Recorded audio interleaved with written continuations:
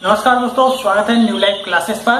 दोस्तों, हम पढ़ रहे थे दिल्ली सल्तनत में दो डायनेस्टीज हमने खत्म कर लिया था। दो वंश इंपॉर्टेंट हमने खत्म कर लिए हैं, गुलाम वंश और खिलजी वंश। आज हम तीसरा जो वंश है बहुत इंपॉर्टेंट, तुगलक वंश, उसको पढ़ने जा रहे हैं। बहुत इंपॉर्टेंट है ये। अभी इसको हम खत्म करेंगे। कुल 5 डायनेस्टीज हमको पढ़ने रहते हैं, 5 वंश हमको पढ़ने रहते हैं। इसके बाद तुगलक वंश के बाद हमें सैयद और लोधी पढ़ना रहेगा। उसके बाद मुगल वंश पढ़ना रहेगा। ठीक है, मुगल वंश के बाद आपको पता है कि मध्यकालीन इतिहास खत्म हो जाएगा। ठीक है, औरंगजेब की मृत्यु के बाद ही मध्यकालीन इतिहास खत्म हो जाएगा। यानी कि मध्यकालीन इतिहास आप समझ गए होंगे कि बहुत ही छोटा पार्ट है। जितने वर्षों तक भारत में मुसलमानों ने शासन किया वही बस क्या है, मध्यकालीन इतिहास है। तो बस हम पढ़ने जा रहे हैं तुगलक वंश। तो चलिए इसको शुरू करते हैं। ठीक है, यह वंश चलेगा 1320 से लेकर के 1414 ईस्वी तक। ठीक है, और इसकी स्थापना की थी गयासुद्दीन तुगलक ने। तो सबसे पहले हम लोग गयासुद्दीन तुगलक के बारे में ही पढ़ेंगे। ठीक है, गयासुद्दीन तुगलक, जिसका टाइम पीरियड नोट कर लीजिएगा 1320 से लेकर के 1325 तक। ठीक है, 1320 से लेकर के 1325 तक इसका टाइम पीरियड है। इसको भी आप लोग नोट कर लीजिएगा। ठीक है, इसका वास्तविक नाम, एक्चुअल नेम इसका था गाजी मलिक। ठीक है, एक्चुअल नेम वाज गाजी मलिक। इसका वास्तविक नाम था गाजी मलिक। गाजी किसे कहते हैं? गाजी कहते हैं दोस्तों उसे जो काफिरों को मृत्युदंड दे, काफिरों को हत्या करे। काफिर कौन होते हैं? गैर मुसलमान। गैर मुसलमानों को, जो मुस्लिम धर्म को या इस्लाम धर्म को ना माने, उन्हें काफिर कहते हैं। और काफिरों की हत्या करने वाले को ही गाजी कहते हैं। गाजी एक उपाधि है। तो इसने टाइटल भी लिया हुआ था। क्या टाइटल भी इसने लिया हुआ था? गाजी की। ठीक है, गाजी की इसने टाइटल भी लिया हुआ था। आपको पता होगा, मैंने बताया था मोहम्मद गौरी ने भी गाजी की टाइटल लिया हुआ था, उपाधि ली हुई थी। ठीक है, उसके बाद आपको याद रखना है, सबसे पहला ही क्वेश्चन एग्जाम में पूछा जाएगा कि इसने एक शहर का निर्माण किया था। कौन सा? तुगलकाबाद। ठीक है, आउटर दिल्ली में, दिल्ली के ही पास या दिल्ली में एक शहर का इसने निर्माण करवाया। एक शहर को इसने बताया तुगलकाबाद के नाम से। ठीक है, गयासुद्दीन तुगलक ने। तो एग्जाम में बहुत इंपॉर्टेंट है। एग्जाम में हमेशा पूछा जाता है और पूछे जाते रहेंगे। ठीक है, कि दिल्ली में तुगलकाबाद नामक शहर को किसने बसाया? गयासुद्दीन तुगलक ने। आपको यह भी याद रखना है, इसने दिल्ली सल्तनत का सबसे पहला सुल्तान जिसने की सिंचाई के लिए नहरों का निर्माण कराया। ठीक है, नहरों का निर्माण करने वाला, ठीक है, इरिगेशन के लिए इसने नहरों का निर्माण किया था। नहरों का निर्माण करने वाला यह प्रथम सुल्तान था। सबसे ज्यादा नहरों का निर्माण किसने किया है? तुगलक वंश के शासक फिरोज शाह तुगलक ने। फिरोज शाह तुगलक ने सबसे अधिक नहरों का निर्माण किया है। लेकिन प्रथम सुल्तान जिसने की नहरों का निर्माण किया वह है गयासुद्दीन तुगलक। ठीक है, तो गयासुद्दीन तुगलक ने सबसे पहले नहरों का निर्माण शुरू किया, लेकिन सबसे अधिक नहरों का निर्माण करवाया था फिरोज शाह तुगलक ने। उसको अभी हम लोग पढ़ेंगे। ठीक है, उसके बाद आपको याद रखना है, ठीक है, इसी के टाइम पीरियड में कहते थे एक सूफी संत, प्रसिद्ध सूफी संत हजरत निजामुद्दीन औलिया। हजरत निजामुद्दीन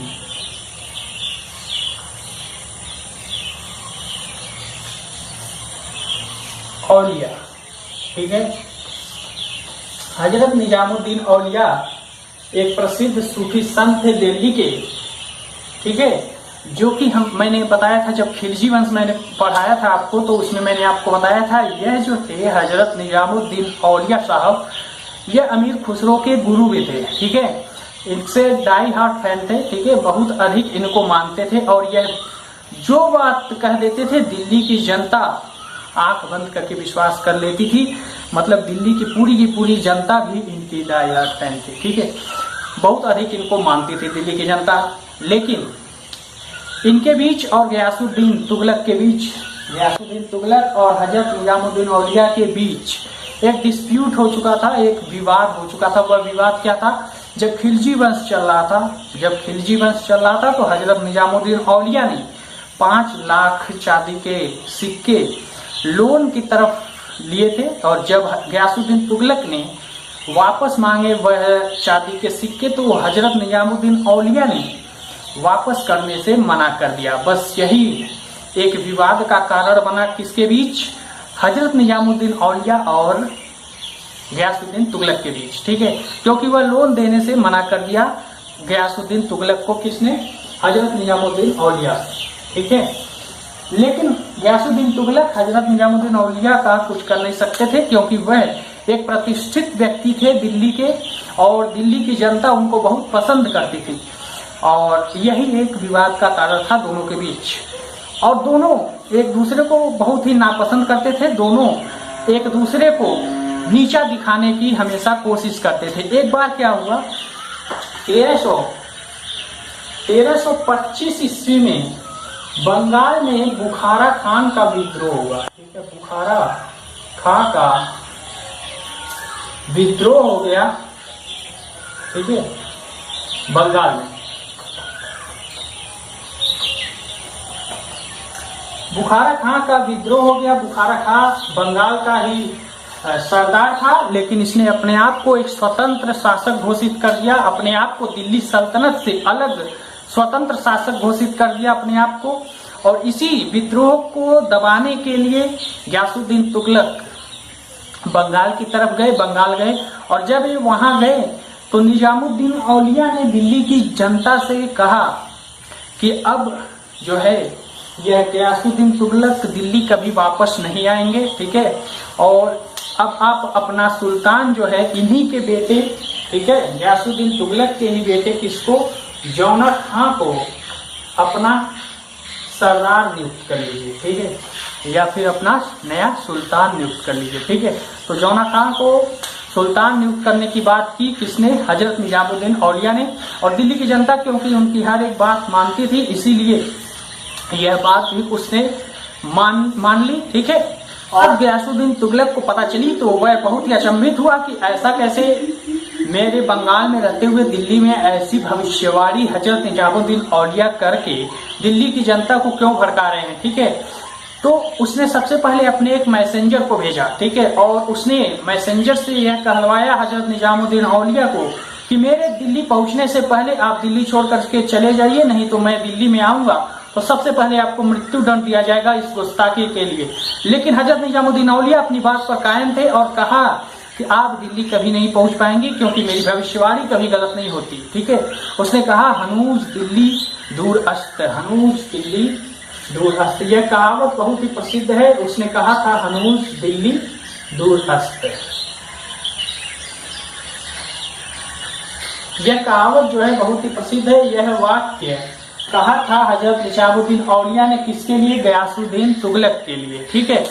यह कहा था और कहा था कि दिल्ली तो अभी बहुत दूर है, आप पहले दिल्ली पहुंचिए तो आप दिल्ली नहीं आ पाएंगे, ठीक है। और यह सुनते ही गयासुद्दीन तुगलक और घबरा गया और तेजी से दिल्ली की तरफ आया। और जब दिल्ली के तरफ आ ही रहा था तो रास्ते में तुगलकाबाद, जो जिसकी स्थापना ही किसने किया था, गयासुद्दीन तुगलक ने। तो तुगलकाबाद में जब वह पहुंचा तो वहां पर उसके स्वागत के लिए लकड़ी के महल की स्थापना की गई थी, ठीक है। लकड़ी के महल की स्थापना की गई थी, लकड़ी की महल थी, ठीक है, लकड़ी का महल था, इसकी स्थापना की गई थी। और कहा गया कि सुल्तान आप यहाँ पर विश्राम कीजिए, ठीक है। वहां पर विश्राम करने के लिए कहा गया लकड़ी के महल में।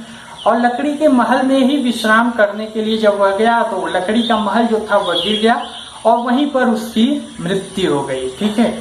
तो ऐसा कहा जाता है कि इसमें साजिश थी हजरत निजामुद्दीन औलिया और उसके बेटे जौना खान की। जौना खान ही मोहम्मद बिन तुगलक के नाम से, उसके बाद मोहम्मद बिन तुगलक के नाम से अगला सुल्तान बनेगा, ठीक है। जौना खान का ही असली नाम क्या था, मोहम्मद बिन तुगलक। तो इसकी डेथ हो जाती है, इसकी मृत्यु हो जाती है 1325 में। और इसका मकबरा,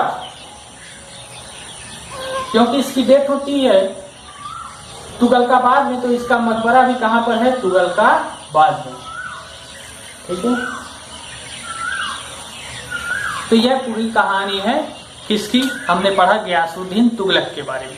अब हम पढ़ने जा रहे हैं जौना खान यानी कि मोहम्मद बिन तुगलक के बारे में, जो कि सबसे इंपॉर्टेंट है तुगलक वंश के बारे में। उसने जो भी काम किए वह सारे असफल हो गए, लेकिन सबसे होशियार और सबसे विद्वान माना जाता है। दिल्ली सल्तनत में जितने भी शासक हुए, दिल्ली सल्तनत की मैं बात कर रहा हूँ, 1206 से लेकर के 1526 तक की अगर हम बात करें तो दिल्ली सल्तनत में जितने भी शासक हुए उनमें सबसे पढ़ा लिखा, सबसे विद्वान कौन हुआ? मोहम्मद बिन तुगलक। ठीक है, अगला सुल्तान बना मोहम्मद बिन तुगलक। मोहम्मद बिन तुगलक,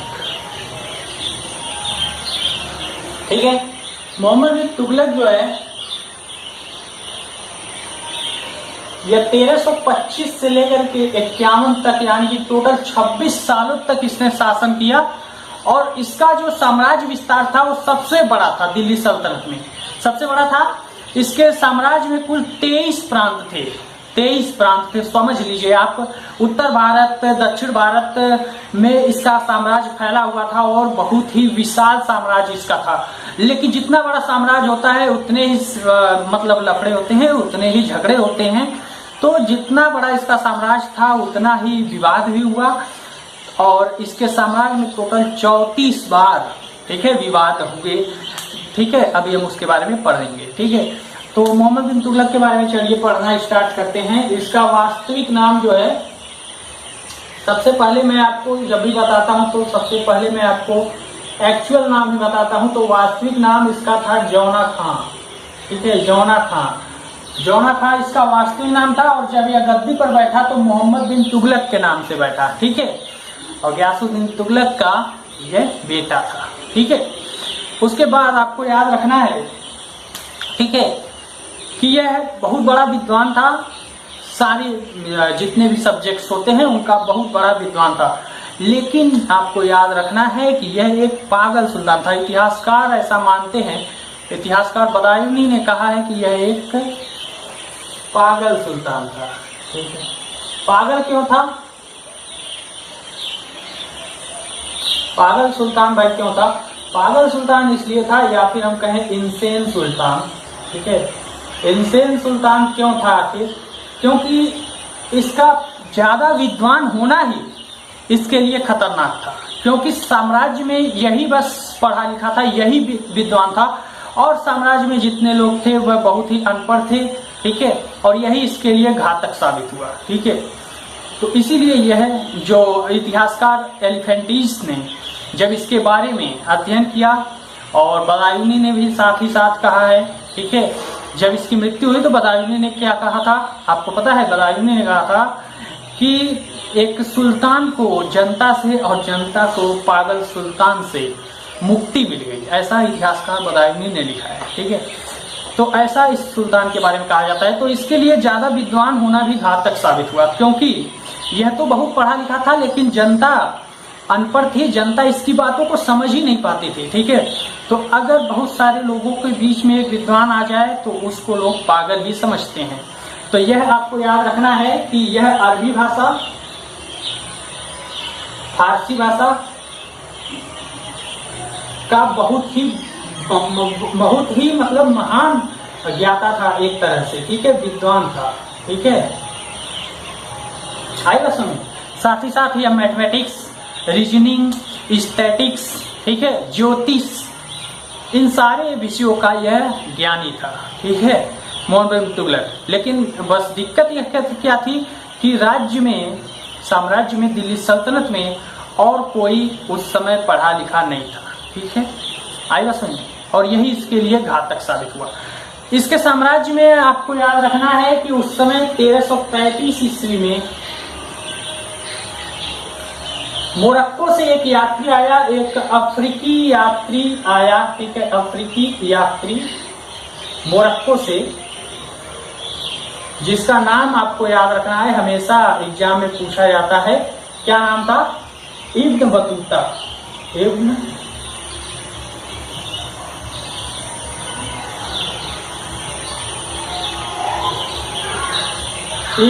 बतूता।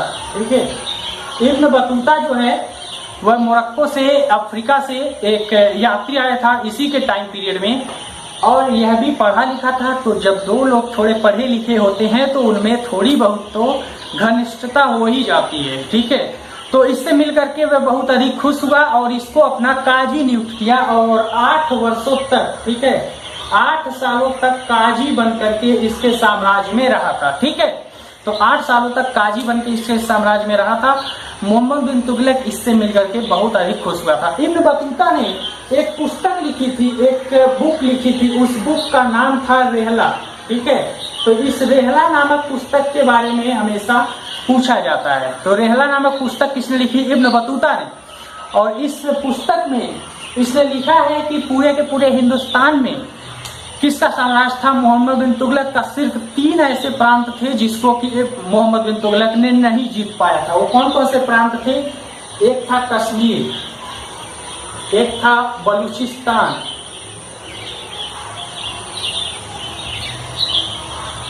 और एक था राजपूताना। तो रेहला नामक पुस्तक में ऐसा कहा है इब्न बतूता ने कि कश्मीर, बलूचिस्तान और राजपूताना, इन 3 प्रांतों को छोड़ करके सारे के सारे हिंदुस्तान पर किसका शासन था? मोहम्मद बिन तुगलक का। और इसी पुस्तक में, रेहला नामक पुस्तक में ही इसने लिखा है ट्रेड के बारे में, व्यापार के बारे में भी लिखा है। ठीक है, व्यापार के बारे में लिखा है। किनके बीच? मोरक्को और दिल्ली सल्तनत के बीच, मोरक्को और भारत के बीच व्यापार का भी वर्णन किया है। ठीक है, तो यह आपको याद रखना है। ठीक है दोस्तों, मोहम्मद बिन तुगलक ही वह प्रथम सुल्तान था जिसने सती प्रथा को भी समाप्त करने का प्रयास किया। सती प्रथा को बैन किया ऐसा मैं नहीं कह रहा हूं, ठीक है, लेकिन इसने पहली बार प्रयास किया था। दिल्ली सल्तनत के जितने भी सुल्तान थे उनमें यह पहला ऐसा सुल्तान था जिसने कि सती प्रथा को बैन करने का प्रयास किया। ठीक है, सती प्रथा सदियों से चली आ रही थी और यह केवल हिंदुओं में ही प्रथा प्रचलित थी। ठीक है, हिंदुओं में ही प्रचलित थी। सती प्रथा के बारे में बहुत सारे क्वेश्चन भी बनते हैं, इसको मैं अभी बताऊंगा, तो आप ध्यान दीजिएगा। सती प्रथा को पहली बार बैन करने का प्रयास किया था मोहम्मद बिन तुगलक ने, लेकिन ऐसा यह कर नहीं पाया। सती प्रथा को पहली बार बैन किसने किया था? तो इसी के चचेरे भाई फिरोज शाह तुगलक ने, जो कि इसी वंश में इसी की मृत्यु के बाद शासन करेगा। ठीक है, सुल्तान बनेगा अगला तुगलक वंश का। ठीक है, तो उसने सबसे पहली बार सती प्रथा को बैन किया था। ठीक है, उसके बाद जब वह मर जाता है तो फिर से सती प्रथा चालू हो जाती है। ठीक है, मतलब कि पूरी तरह से बैन नहीं होता है। उसके बाद मुगल वंश में अकबर जो है सती प्रथा को बैन करेगा। तो ऐसे ऐसे क्वेश्चन पूछे जाते हैं। तो आपको ध्यान देना है कि सती प्रथा जो है, ऐसा माना जाता है कि गुप्त काल में सबसे पहले सती प्रथा चली आ रही है। प्राचीन काल से ही सती प्रथा भारत में प्रचलित है हिंदुओं में। गुप्त काल में एक राजा था भानुगुप्त। ठीक है, उसने एरड़ अभिलेख में ऐसा लिखवाया है, भानुगुप्त के एरड़ अभिलेख में ऐसा लिखा हुआ है कि एक राजा था रामगुप्त, गुप्त काल का ही। ठीक है, रामगुप्त उसी के सेनापति थे। ठीक है, उसी के सेनापति की जो पत्नी थी उसने सबसे पहले सती अपने आप को किया था, मतलब सती हुई थी। ठीक है, उसके बाद सती जो है कौन थी? गुप्त काल में। ठीक है, गुप्त काल में सबसे पहले सती प्रथा का वर्णन हमें मिलता है। ठीक है, तो गुप्त काल हम क्यों पढ़ रहे हैं? थोड़ा बहुत मैं आपको सती प्रथा के बारे में इस वर्णन आया है तो मैं आपको बता दे रहा हूं, क्योंकि इससे क्वेश्चन पूछे जाते हैं। तो क्या हुआ, गुप्त काल से ही सती प्रथा चली आ रही है। ठीक है, और सबसे पहले क्या होता था कि स्त्रियां जो हैं अपने मर्जी से सती होती थी। उसके बाद धीरे धीरे लोगों ने उनका सहयोग करना चालू कर दिया।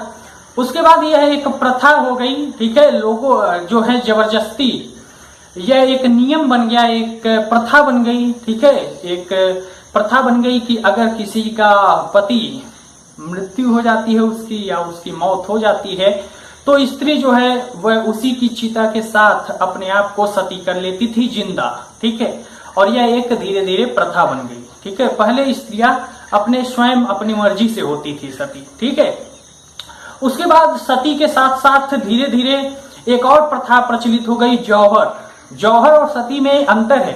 सती प्रथा क्या होता था, स्त्री एक अकेली अपने पति के साथ सती होती थी उसकी चिता पर, लेकिन जौहर क्या होता था, बहुत सारी स्त्रियां एक साथ आग में कूद करके अपनी जान देती थी, जैसे आपने देखा होगा पद्मावत मूवी में। ठीक है, तो इसका वर्णन मिलता है हमें पद्मावत में, जिसका मलिक मोहम्मद जायसी ने वर्णन किया है, जिसमें कि रानी पद्मावती ने, ठीक है, अपने आप को बहुत सारी रानियों के साथ मिल करके, दासियों के साथ मिल करके जौहर किया था अलाउद्दीन खिलजी के टाइम में, ठीक है। तो सती और जौहर में यही थोड़ा सा अंतर है, ठीक है। तो फिरोज शाह तुगलक ने सबसे पहले सती प्रथा को बैन किया, उसके बाद मुगल काल में अकबर ने किया, ठीक है। लेकिन यह लोग अपने ही टाइम में कर पाए बैन। उसके बाद जो है यह प्रथा फिर से चालू हो गई, ठीक है। उसके बाद अकबर के बाद औरंगजेब ने भी, ठीक है,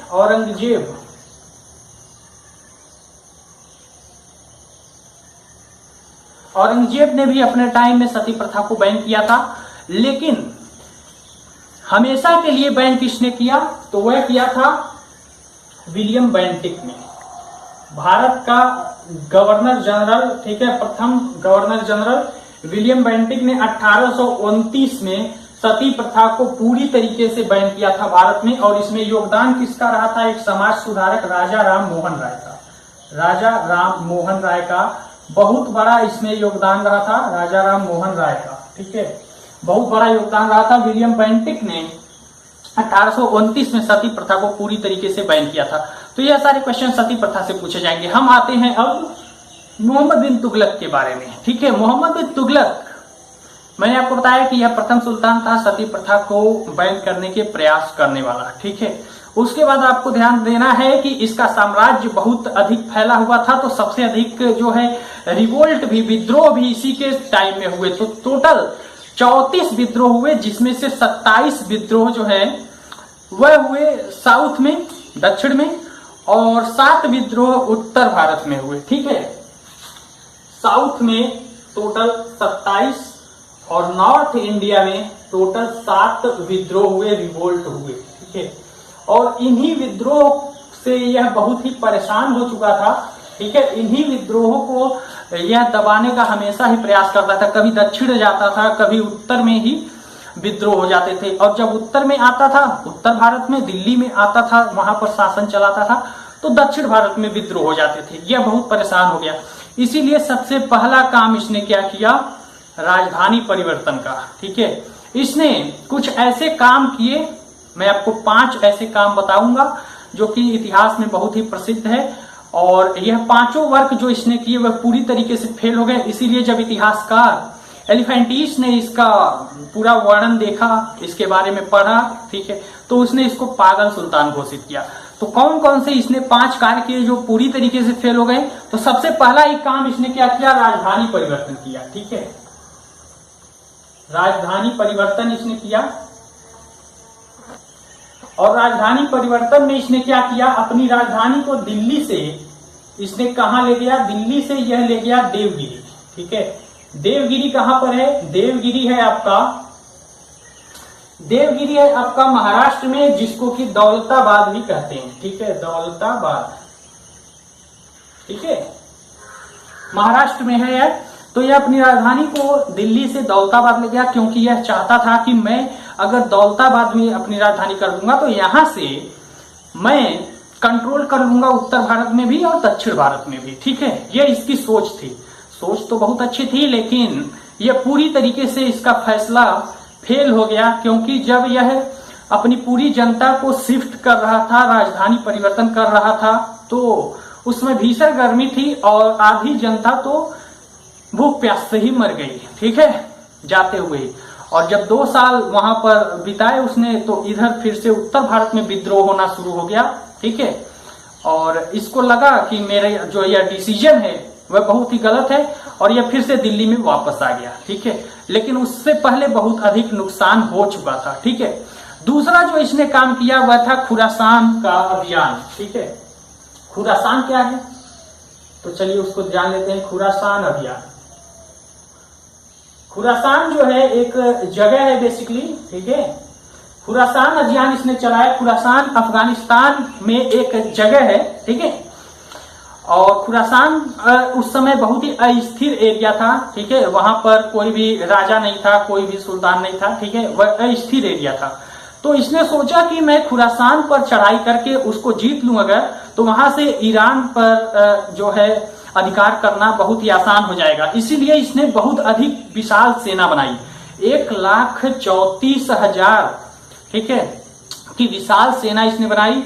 और एक साल का एडवांस उनको सैलरी भी दे दी। ठीक है, तो एसएससी ने एक बार क्वेश्चन भी पूछा था कि सबसे बड़ी एडवांस मतलब स्थिर सेना किसने बनाई थी, तो वह है मोहम्मद बिन तुगलक ने 1,34,000 की सेना बनाई थी, जिसको कि इसने एक साल का एडवांस पेड भी कर दिया था, मतलब उनको सैलरी भी दे दिया था, वेतन भी दे दिया था। और वह किस लिए बनाई थी? खुरासान अभियान के लिए ही। इसको वह जीतना चाहता था, अफगानिस्तान में यह है। ठीक है, तो इसको वह जीतना चाहता था, लेकिन यह अभियान भी फेल हो गया। क्यों फेल हो गया? क्योंकि खुरासान पर जब यह पहुंचा तो वहां पर कुछ लुटेरे थे, उन्होंने बहुत सारा धन लूट लिया था, तो वहां पर कुछ नहीं बचा था। और यहाँ पर जाते जाते ही आधे सैनिकों ने मना कर दिया। ठीक है, पहली बात तो जाने से ही, लेकिन जब उनको वेतन एडवांस में दे चुका, ठीक है, एक साल का वेतन इसीलिए उसने एडवांस में दे दिया, तो सैनिक जाने के लिए मान गए। और जब वह वहां पहुंचा तो उसे कुछ नहीं मिला।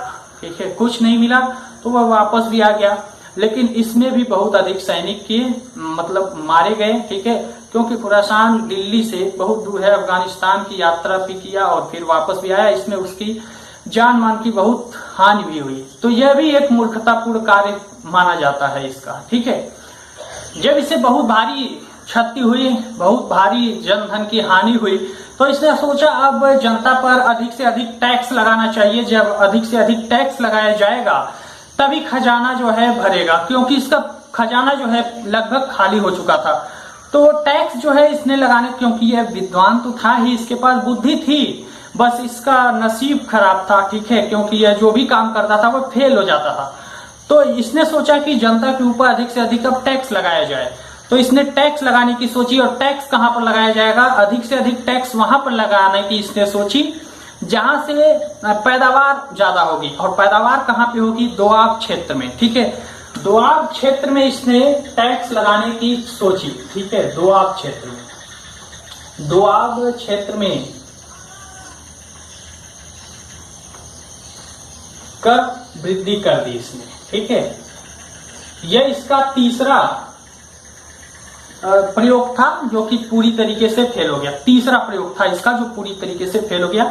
इसने दोआब क्षेत्र में कर जो है वृद्धि कर दी। जो जितना पहले टैक्स लगता था उससे ज्यादा टैक्स वसूलना यह चाहता था दोआब क्षेत्र में, जितने लोग निवास करते थे, जितनी जनता निवास करती थी। ठीक है, दोआब क्षेत्र क्या होता है आप लोग समझ रहे होंगे। दोआब क्षेत्र क्या होता है?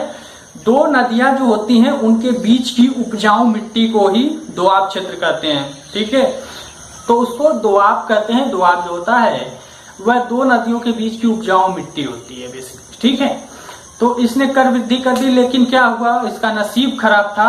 उस साल जो है वहां की पैदावार और भी खराब हुई और इसको टैक्स वसूलने में और भी प्रॉब्लम हो गई और खजाना इसका बिल्कुल ही खाली हो गया। ठीक है, चलिए चौथा प्रयोग इसने क्या किया वह देखते हैं। चौथा प्रयोग इसने किया कराची अभियान। ठीक है, कराची अभियान इसने किया। कराची अभियान क्या था बेसिकली? कराची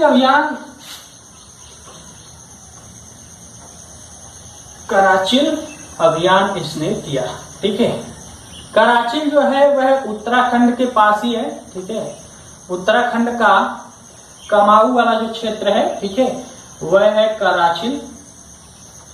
तो यहां पर इसने अभियान किया क्योंकि सेना इसने बहुत विशाल खड़ी कर ली थी और एडवांस में यह पे भी कर चुका था, वेतन भी दे चुका था, सैलरी दे चुका था, तो यह उनसे काम भी लेना चाहता था। इसीलिए इसने सोचा कि मैं कराची पर अगर अधिकार कर लेता हूं तो वहां से चीन पर भी अधिकार करना आसान हो जाएगा। ठीक है, इसीलिए इसने वहां पर अधिकार करने की सोची। तो यह सेना लेकर के कराची गया, लेकिन यहां पर भी नसीब ने उसका साथ नहीं दिया और कराची में पहुंच तो गया, लेकिन वहां पर सेना जब पहुंची तो बर्फबारी जब हुई, ठंडी का मौसम जब आया तो बर्फबारी जब हुई तो आधे सैनिक बर्फ के कारण ही मर गए, ठंड के कारण ही मर गए। ठीक है, तो यह अभियान भी पूरी तरीके से फेल हो गया। उसके बाद पांचवा अभियान जो इसने किया वह था सांकेतिक मुद्रा का प्रचलन। इसने सांकेतिक मुद्रा बनाई। ठीक है, सांकेतिक मुद्रा बनाई। जब इसका खजाना भरा हुआ ही था तभी इसने यह प्रयोग किया था। क्या किया इसने? जो इल्तुतमिश के टाइम से चला आ रहा था, गुलाम वंश के टाइम से चला आ रहा था चांदी का सिक्का, उसको इसने बंद करवा दिया। और इसने चलवाए कांसे के सिक्के। ठीक है, कुछ इतिहासकार कहते हैं कि चमड़े के सिक्के इसने चलवाए, लेकिन अधिकतर इतिहासकार मानते हैं कि कांसे के इसने सिक्के चलवाए। ठीक है, तो जब लोगों को वो समझ नहीं आया कि सुल्तान करना क्या चाहते हैं, तो कांसा सभी के घरों में था। सब लोगों ने अपने बर्तनों को तोड़ करके कांसे के सिक्के बनाना ही चालू कर दिए। ठीक है, उस समय के जो इतिहासकार थे, ठीक है, इब्न बतूता जो है, जो इसका काजी था, वह भी लिखता है, और साथ ही साथ और भी इतिहासकार लिखते हैं कि उस समय इसके जो शासन था, दिल्ली के हर एक घरों में सिक्के बनते थे। ठीक है, क्योंकि सभी लोग सिक्का बनाना जान गए थे, और इससे मोहम्मद बिन तुगलक बहुत ही परेशान हो गया। इसीलिए सभी सिक्कों को फिर से वह वापस मंगा लिया, और अपने आप जो खजाना था, अपने आप से इसने चांदी के सिक्के, कांसे के सिक्कों के बदले में चांदी के सिक्के सभी लोगों को इसने दिया, जिससे कि इसका खजाना पूरी तरीके से खाली हो गया। तो यह इसका पांचवा मतलब फेलियर था। ठीक है, और इसीलिए 5 तरह के इसने प्रयोग किए, और पांचों में यह पूरी तरीके से फेल हो गया। इसीलिए इतिहासकार एलिफेंटीस ने जब इसका पूरा इतिहास पढ़ा, तो इसने देखा कि इसने बहुत सारे काम करने की सोची, लेकिन यह सभी में पूरी तरीके से फेल हो गया। ठीक है, और इसीलिए इसको पागल सुल्तान कहा, क्योंकि इसमें कुछ पागलों जैसे लक्षण पाए गए। ठीक है, ऐसा इतिहासकार एलिफेंटीस ने कहा। और बदायूं ने कहा, इतिहासकार बदायूं ने कहा है कि जब यह मर गया, तो इससे जनता को इस एक पागल सुल्तान से मुक्ति मिल गई। ठीक है, आपको ध्यान देना है, इसकी मृत्यु कब हुई थी? इसकी मृत्यु हुई थी 1351 में। 1351 में सिंध में ही एक विद्रोह हुआ था, उसी विद्रोह को दबाने के लिए ही गया था। ठीक है, सिंध में ही एक विद्रोह हुआ था, उसी विद्रोह को दबाने के लिए गया था, वहीं पर इसकी मृत्यु हो गई। ठीक है, और इसकी मृत्यु जब हुई तो इसने अपना उत्तराधिकारी चुन लिया था, और इसने अपना उत्तराधिकारी किसको चुना था? अपने ही चचेरे भाई, किसको? फिरोज शाह तुगलक को। तो फिरोज शाह तुगलक के बारे में हम लोग पढ़ेंगे, फिरोज शाह तुगलक के बारे में हम लोग पढ़ेंगे। तो चलिए पढ़ते हैं फिरोज शाह तुगलक के बारे में। फिरोज शाह तुगलक, जिसका टाइम पीरियड है 1351 से लेकर के 1388 तक। ठीक है, फिरोज शाह तुगलक जो है, यह सल्तनत काल का अकबर कहा जाता है, क्योंकि इसने राजनैतिक रूप से वही सारे काम किए, इतने परोपकारी कार्य किए जैसे कि मुगल काल में अकबर करता था। यह प्रथम सुल्तान था जिसने सती प्रथा को बैन किया अपने टाइम में। ठीक है, तो यह सती प्रथा को बैन करने वाला,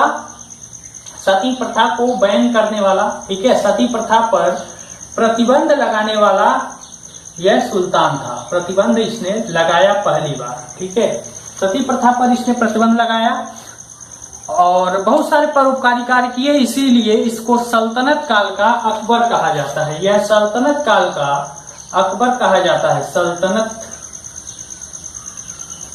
काल का अकबर कहा जाता है। ठीक है, राजनैतिक रूप से जहां पर यह अकबर के समान था, अकबर की तरह काम करता था, परोपकारी कार्य करता था, धार्मिक रूप से यह औरंगजेब का भी बड़ा भाई था, औरंगजेब से भी कट्टर था। ठीक है, इसने जजिया कर लगाया। ठीक है, पहली बार जजिया कर ब्राह्मणों पर भी किसने लगाया था? फिरोज शाह तुगलक ने। ब्राह्मणों पर अभी तक जजिया कर नहीं लगता था, लेकिन पहली बार ब्राह्मणों पर भी जजिया कर किसने लगाया? तो जजिया कर जो है, ठीक है, जजिया कर को ब्राह्मणों पर भी किसने लगाया? इसी ने लगाया, ब्राह्मण पर। ठीक है, ब्राह्मणों पर जजिया कर किसने लगाया? फिरोज शाह तुगलक ने। सबसे पहले जजिया कर के बारे में आपसे बहुत तरह के क्वेश्चन पूछे जाएंगे, उसके बारे में हम लोग डिस्कस कर लेते हैं। जजिया कर जो है इंडिया में सबसे पहले किसने लगाया था? मोहम्मद बिन कासिम ने। मोहम्मद बिन कासिम जब भारत में आक्रमण करने आया था, तो उसने सिंध पर अधिकार किया था। वहां पर राजा था दाहिर, हिंदू शासक था, उसको पराजित करके वहां पर अधिकार कर लिया मोहम्मद बिन कासिम ने, और वहां पर जजिया कर लगाया था। जजिया कर एक टैक्स है जो कि हिंदुओं पर लगाया जाता है, और जकात एक टैक्स है, धार्मिक कर। जजिया और जकात में अंतर है, एक धार्मिक टैक्स है। जकात जो है वह मुस्लिमों पर लगता है, और जजिया कर जो है वह हिंदुओं पर लगता है। ठीक है, ये दोनों धार्मिक टैक्स हैं, ठीक है। तो जजिया कर सबसे पहले मोहम्मद बिन कासिम ने लगाया था, लेकिन उसने ब्राह्मणों पर, विधवाओं पर और जो विकलांग है उन पर नहीं लगाया था। लेकिन सबसे पहले ब्राह्मणों पर भी जजिया कर किसने लगाया? फिरोज शाह तुगलक ने। और यह क्वेश्चन बहुत बार रिपीट होते हैं, हमेशा पूछे जाते हैं, ठीक है। तो यह जो है बहुत ही कट्टर था, ठीक है, एक तरह से कह सकते हैं धार्मिक रूप से। उसके बाद इसने 6 तरह के शहर बसाए। तो उन शहरों के नाम आप याद कर लीजिए, कौन कौन से शहर इसने बसाए। 6 शहरों की स्थापना इसने की, ठीक है। कौन कौन से शहर हैं? पहला, इसने हिसार नामक शहर बसाया, ठीक है, जो कि हरियाणा में है, ठीक है। दूसरा, इसने हिसार नामक शहर बसाया था। दूसरा, इसने फतेहाबाद नामक शहर बसाया, फतेहाबाद। फतेहाबाद शहर को इसने फतेह खां के नाम से बसाया था। फतेह खां जो है इसी का बेटा था और इसका जन्म हुआ था इसी शहर में, इसी स्थान पर, ठीक है। इसीलिए इसने इस शहर की स्थापना की थी। तीसरा जो शहर है इसने बसाया था वह है, कौन सा शहर आप याद रख सकते हैं? फिरोज शाह कोटला, फिरोज शाह कोटला।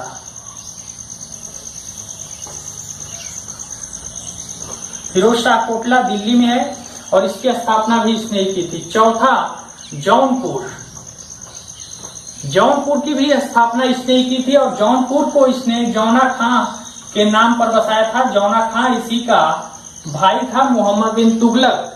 मोहम्मद बिन तुगलक का ही वास्तविक नाम जौना खां है और जौना खां के नाम पर इसने जौनपुर शहर को बसाया। पांचवा आपको याद रखना है क्या? फिरोजपुर और फिरोजाबाद।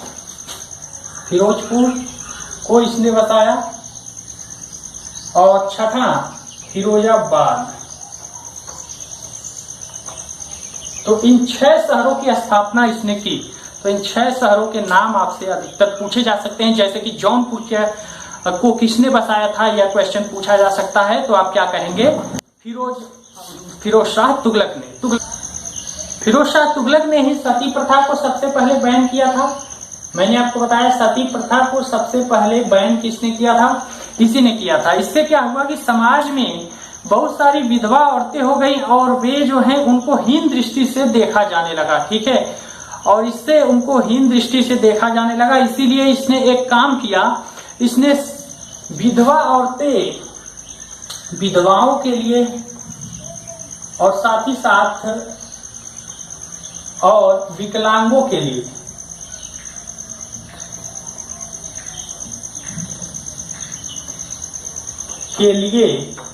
आवास बनवाए अलग से, ठीक है।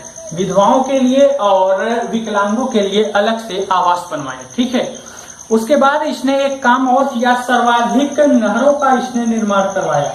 जब मैं आपको तुगलक डायनेस्टी पढ़ा रहा था तो मैंने आपको बताया था कि तुगलक वंश में ही जिसकी स्थापना गयासुद्दीन तुगलक ने की थी, ठीक है। गयासुद्दीन तुगलक ने ही नहरों का निर्माण कराना चालू किया था, ठीक है। लेकिन सर्वाधिक नहरें किसने बनवाई? फिरोज शाह तुगलक ने, ठीक है। उसके बाद आपको याद रखना है कुतुब मीनार। कुतुब मीनार की ऊपरी मंजिल का निर्माण भी कुतुब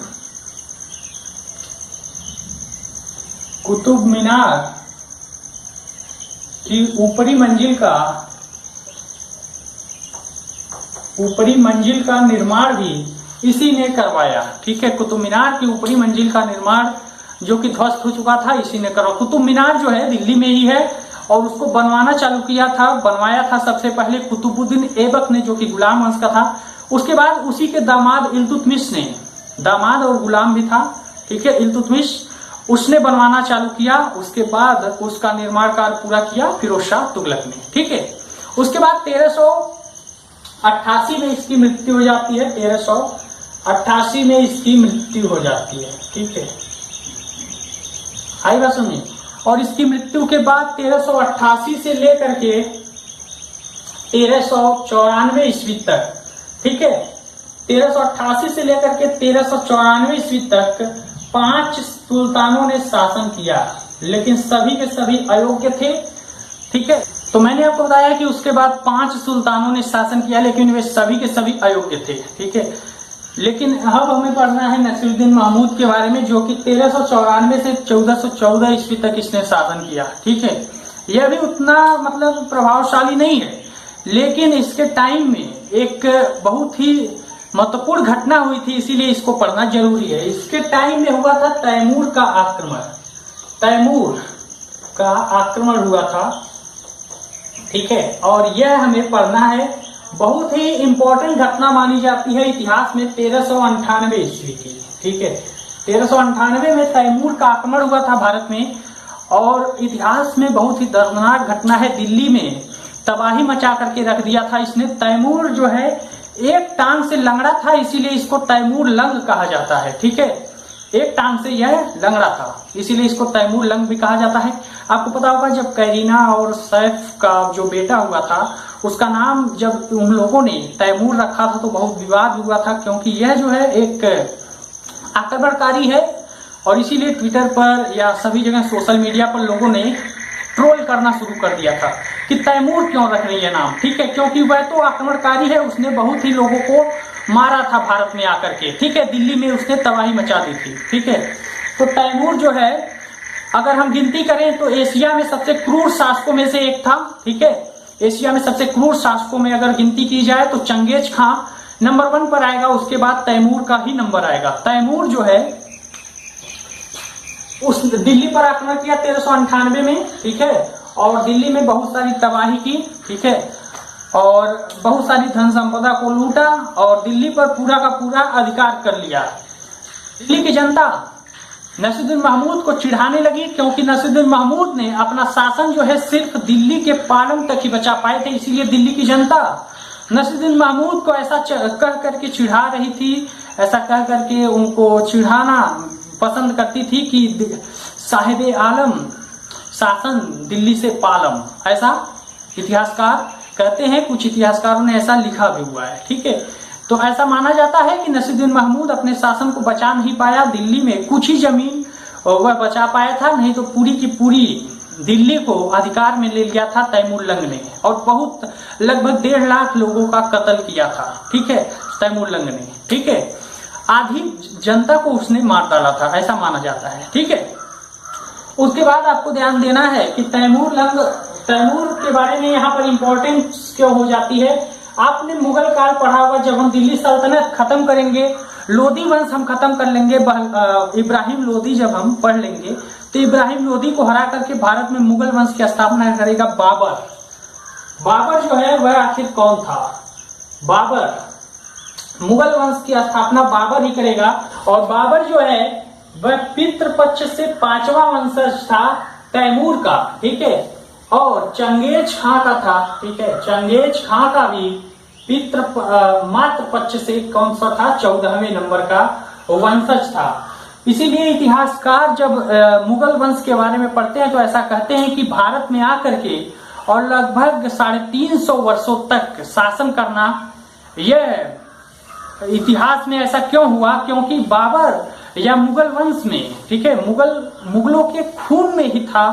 ठीक है, क्योंकि इनके खून में ही तैमूर और चंगेज खां के वंशजों का खून था मुगलों में। ठीक है, इसीलिए इन्होंने भारत में इतने वर्षों तक शासन कर पाए यह लोग। ठीक है, क्योंकि इनमें चंगेज खां और तैमूर जैसे वंशजों का खून था। ठीक है, क्योंकि यह 5वां पितृपक्ष से, ठीक है, पितृपक्ष से यह 5वां वंशज था तैमूर का, और 14वां था मातृ पक्ष से। ठीक है, बाबर। ठीक है, इसीलिए क्योंकि यह जो है चंगेज खां जो है मंगोल था, इसीलिए बाबर ने जिस वंश की स्थापना की उसे मुगल काल कहा गया। ठीक है, मुगल काल कहा गया। और क्योंकि तैमूर का भी वंशज था, इसीलिए मुगल काल को तैमूरी वंश भी कहते हैं। ठीक है, आएगा सुनिए। तो यह पूरा का पूरा हमने तुगलक वंश पढ़ा। ठीक है, आगे हम लोग सैयद वंश के बारे में पढ़ेंगे। तो आई होप आपको वीडियो पसंद आएगा। ठीक है, और यह वीडियो कैसा लगा आपको, ठीक है, कमेंट करके बताइएगा। ठीक है, बहुत मेहनत से वीडियो तैयार किया गया है। ठीक है, रिकॉर्ड किया जा रहा है, तो इस वीडियो को अधिक से अधिक शेयर कीजिए। ठीक है, लोगों तक पहुंचाइए, और आप हमसे सोशल मीडिया पर भी जुड़िए। सोशल मीडिया पर यानी कि टेलीग्राम चैनल है हमारा, इसी नाम से ठीक है, हमारे YouTube चैनल के नाम से ही, न्यू लाइफ क्लासेस के नाम से ही, ठीक है, न्यू लाइफ क्लासेस के नाम से ही हमारा टेलीग्राम पर चैनल भी है, वहां पर हमसे जुड़िए।